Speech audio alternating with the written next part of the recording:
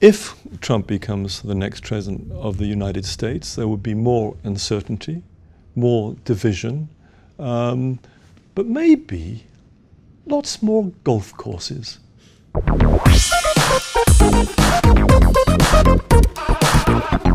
So Michael, in your past two interviews discussing Donald Trump, you've been very scathing on the thought of Donald Trump becoming president. And has your opinions changed since Donald Trump is now the Republican nominee?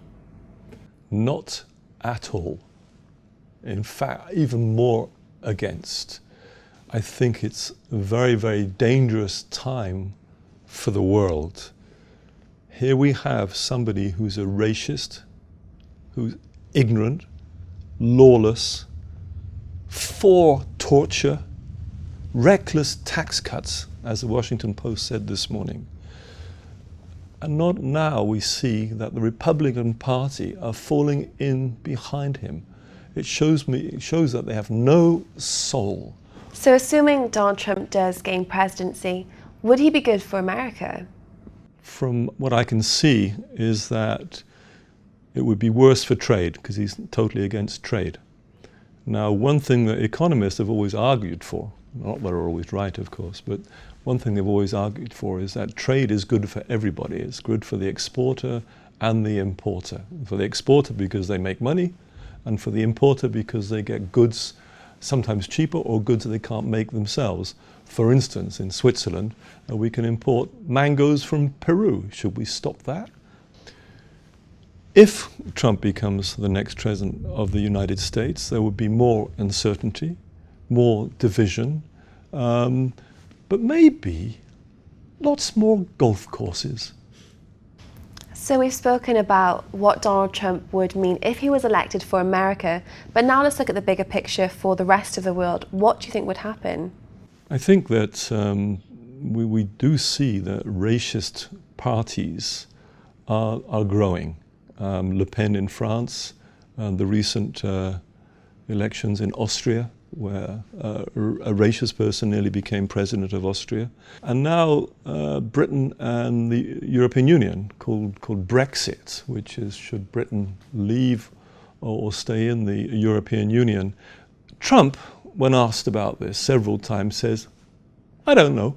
He doesn't know a damn thing about it.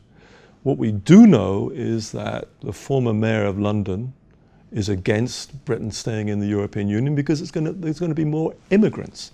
So now it's an anti-immigration policy. If Trump knew about that, I'm sure he'd be in favour of Brexit, which in my opinion is would be a disaster for Britain. So we've spoken about Donald Trump there, and now the election is close.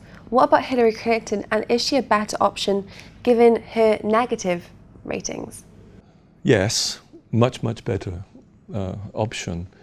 The way that the discussion is going is that it's kind of barroom talk, soap opera talk, which is supporting Trump. People who think, oh, he must get rid of that guy or that woman because something. And we've all heard that. But when you think about it coldly and dispassionately, you realize that the cool light of dawn, maybe with less alcohol in your brain, you come up with a much more sensible decision. And with Hillary, in many ways, if you compare Hillary to Trump, Trump is the kind of the guy in the bar room pushing his weight around. You see it all the time. Whereas Hillary is on the BBC side of it. We have to look at these things in a measured tone. But what's wrong with that? Looking at things in a measured tone, these are really serious, important issues. North Korea, for example. Trump wants to be friends with somebody who wants to use nuclear weapons as soon as he can. Friends with such a person. I think that this soap opera has got to stop.